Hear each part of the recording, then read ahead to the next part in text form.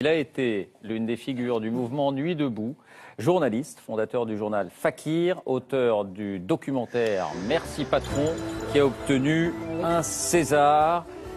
Il s'agit de François Ruffin. Bonsoir François Ruffin. Bonsoir Monsieur Macron. Soyez le bienvenu. Vous savez, toutes mes félicitations. Merci. Prenez place.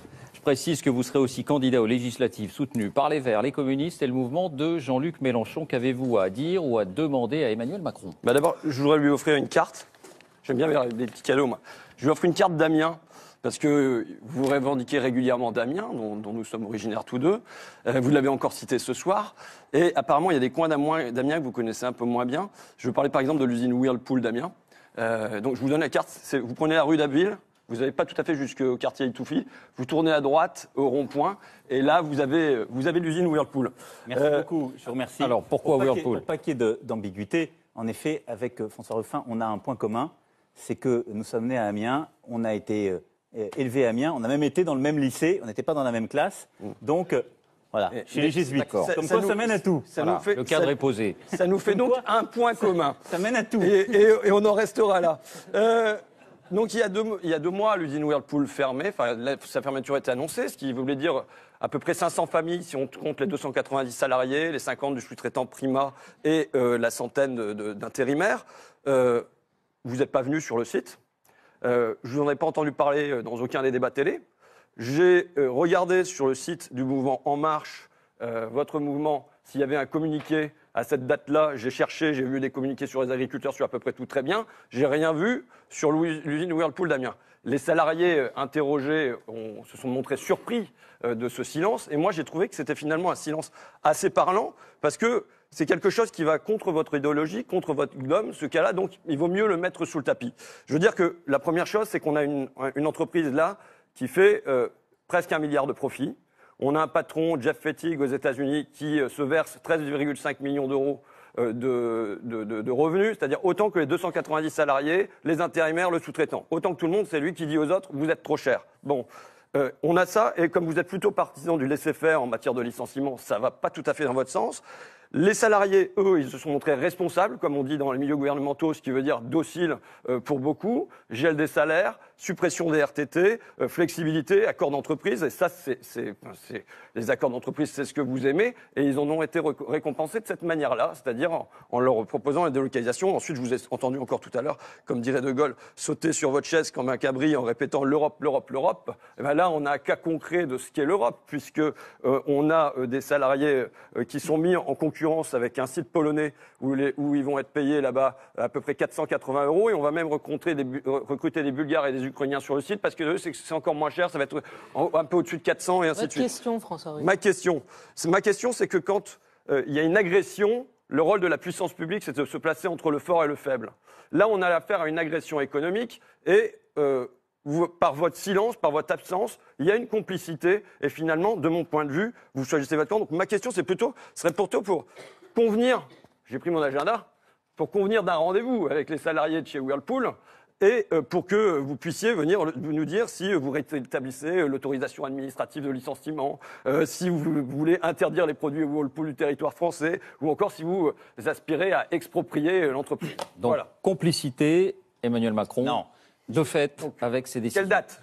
Alors, un agenda, Google Agenda peut-être. Mais... Alors non, mais je vais vous répondre très précisément, et à chaque fois qu'on s'est vu sur d'autres sujets, moi j'ai toujours la même réponse. On n'est pas d'accord sur des choses, mais on peut se retrouver sur des principes. Moi, je considère qu'une campagne présidentielle, c'est pas pour faire des propos d'estrade avec des promesses qu'on ne sait pas tenir. Donc, je ne le fais pas pour Whirlpool. Je ne me suis pas saisi des cas en cours, des cas chauds de restructuration, parce que c'est de la démago complète. Je vais vous parler franchement.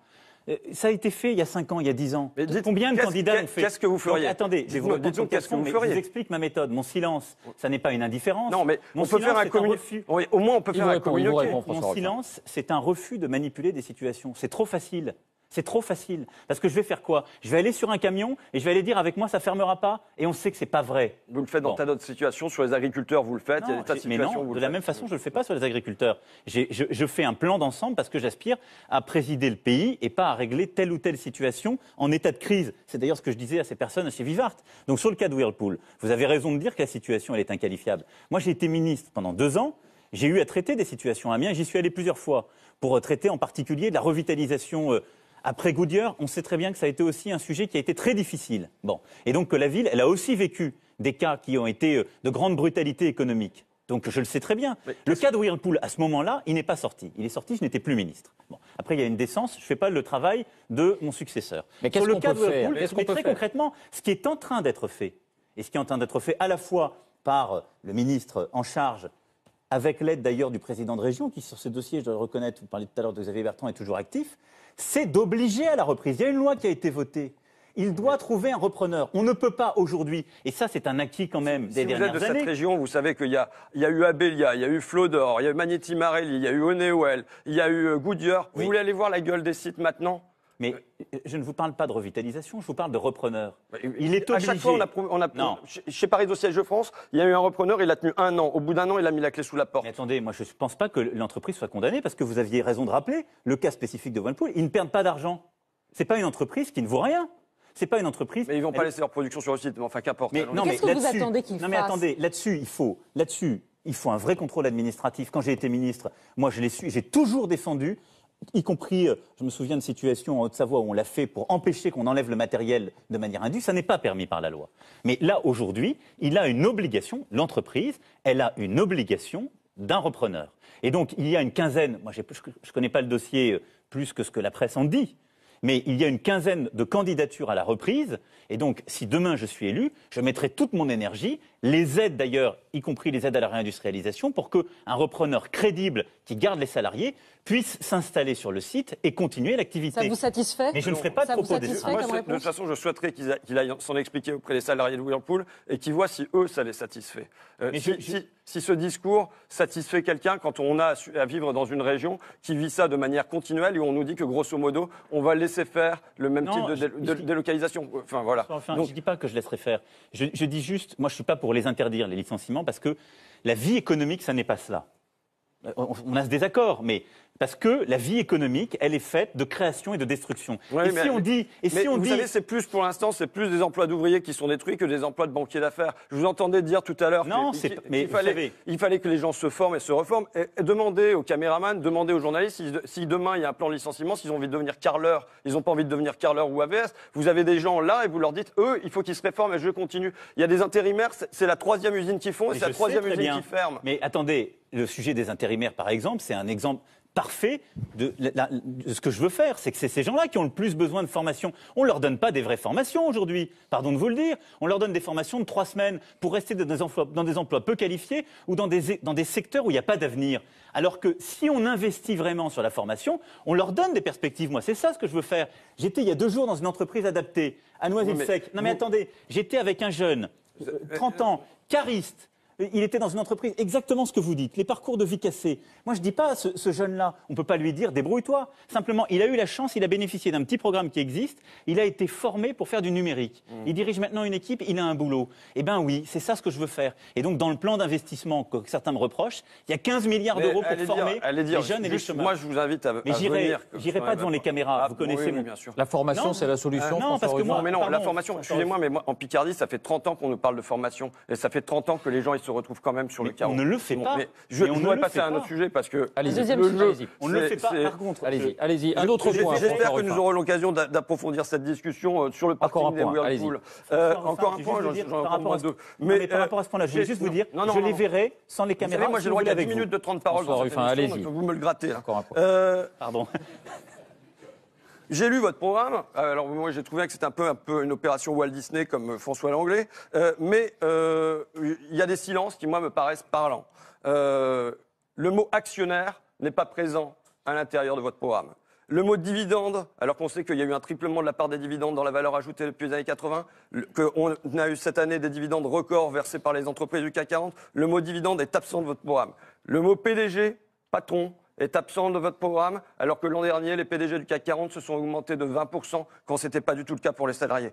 Le mot banque On a une fois le mot banque, c'est dans l'expression banque de données. Vous voyez, sinon le mot banque. Donc la spéculation apparemment n'est pas un problème. D'ailleurs, on ne parle pas de paradis fiscaux, alors que Oxfam vient sortir un rapport sur ce que font les banques, la manière dont elles placent leurs bénéfices dans les paradis fiscaux. Le mot finance. Alors on avait eu mon adversaire, c'est la finance. Vous, on sait bien que c'est plutôt mon ami, c'est la finance. Mais si c'était mon ami, je l'aurais pas quitté. oui, mais je suis pas masochiste, je vous rassure. Vous lui rendrez davantage de service de la place que vous allez occuper. Votre question peut-être. Mais non, mais fonds de pension n'existe pas, spéculation n'existe pas. Moi, je pense qu'on est un peu comme dans une enquête policière, à savoir que ceux qui ont tenu la plume sont là pour venir effacer les empreintes. À qui profite le candidat Macron?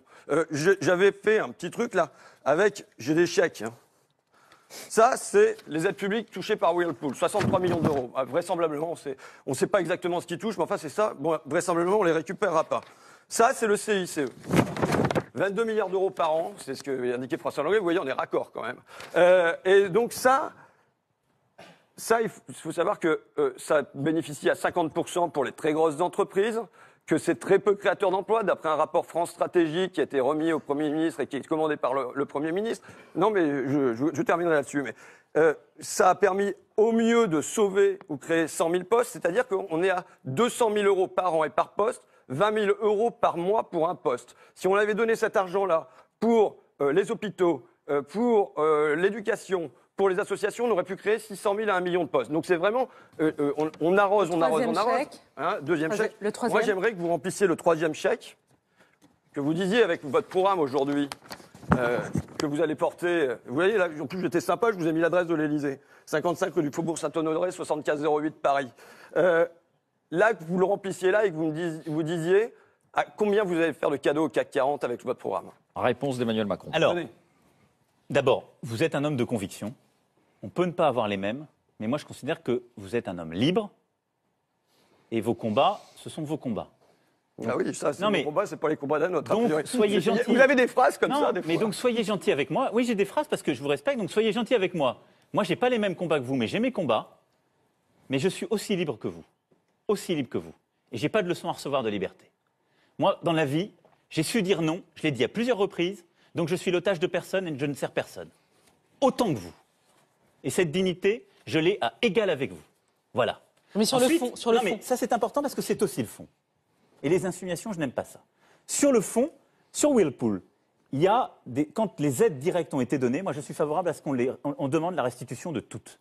C'est-à-dire, et je l'ai fait moi sur des entreprises qui ont fermé ou qui ont délocalisé, les aides à la réindustrialisation, ce qu'on appelle les aides PAT, toutes les aides d'intervention, je suis favorable, et je le ferai, à ce qu'elles soient restituées quand une entreprise ferme, surtout dans le cadre de Whirlpool qui n'est pas acceptable. Deux, vous mettez, je pense, dans votre chiffre, je n'ai pas le chiffre précis pour Whirlpool, vous avez dit vous-même. Non, mais j'en sais rien. Là, Non, ce que vous voulez mais dire, je vous dis juste- ils n'ont même pas d'obligation de rendre ça Non, public, en tout cas mais- pas à des journalistes. Eh ben comme moi, donc, je suis favorable là-dessus. Oui, mais- Un ministre le sait, moi je l'ai fait, donc ça ils le font. Le Deuxième crédit point. impôt activité. Pour là, c'est Deuxième votre loi, point. c'est non conditionné. Les entreprises n'ont aucune obligation de l'assume renverser. totalement. Le cas Bigard, pareil, à Ile-sur-Somme, fermeture d'entreprise, 10 millions d'euros touchés par l'entreprise Bigard, zéro remboursement. Je l'assume totalement. Vous l'assumez. Bon, Mais bah, je l'assume, et là-dessus, c'est pas que le CAC 40, c'est toutes les entreprises de France et de Navarre. Le CICE, ça n'est pas une aide directe. Ça a été, c'est son problème d'ailleurs du CICE, c'est pour ça qu'il n'est pas assez clair, c'est que c'est une baisse de baisse cotisation différée. Donc moi, je le supprime et je le transfère par une baisse de cotisation. Donc je l'assume parce que je pense qu'il faut baisser le coût du travail pour permettre de créer plus d'emplois ou de défendre justement la stabilité des entreprises. C'est pas un cadeau juste, pour vous moi. avez- c'est pas- Ça n'est pas un cadeau parce qu'il y a des grands groupes qui en bénéficient, vous avez raison, mais c'est des grands groupes aussi qui On va créent des s'arrêter emplois là. ou les maintiennent en France. Non, mais mais- il y a aussi des PME, il y a des agriculteurs, il y a des artisans qui en bénéficient. Ça bénéficie. Et On va donc, s'arrêter là. je Juste, je souhaite le termine, mais maintenir. ça- Et ça, je l'assume Ça totalement. bénéficie à plus de 50% aux grosses entreprises. Mais On pourrait faire je des ne aides suis ciblées pas- pour les Mais TPE, attendez. PME. Et quand on donne à Auchan ou à Carrefour, je m'excuse, ça n'a économiquement aucun sens de donner à des boîtes qui ne sont pas en concurrence Mais avec je à ne suis l'international. Merci, pas, je ne François suis pas Ruffin. contre le CAC 40. Le CAC 40. Ah, ça, je le savais. Rapidement, merci Emmanuel pour Macron. Je vais vous dire, je ne vais pas être l'information, démago, parce qu'il crée aussi des emplois. Donc, je ne suis pas pour favoriser le CAC 40, mais je ne suis pas pour lui taper dessus, comme on le fait à chaque campagne présidentielle. Ah oui, ça n'a merci. aucun sens. Vous le mentionnez. Merci, Parce que tous François les mots Ruffin. qui ne sont pas mentionnés, ils sont mentionnés à toutes les campagnes, et à chaque fois, on ne fait rien. Merci Donc moi, je veux d'être faire des venu choses débattre. au bon niveau, au niveau européen aussi là-dessus. Il vous a pas répondu sur le rendez-vous. Il m'a pas répondu sur le Non, rendez-vous mais- et puis il n'a pas rempli le chèque non plus, alors qu'on aimerait bien qu'il le remplisse. Mais c'est non, que- vous voulez pas que je remplisse un chèque pour le CAC 40 Si, parce que de toute Non. façon, Merci. il y a des choses François que Ruffin. les autres ont dit ils ont dit qu'ils le feraient et ils l'ont pas fait. Vous ne le faites pas, mais vous ne le dites pas, mais vous le ferez, Non, monsieur Macron. je ne Merci le fais François pas. Ruffin d'avoir Je vous revenu attends, dialoguer. je vous attends, j'attends Allez, on 23 heures enchaîne. pour discuter avec Ça vous en marche. coulisses, il n'y a pas de problème.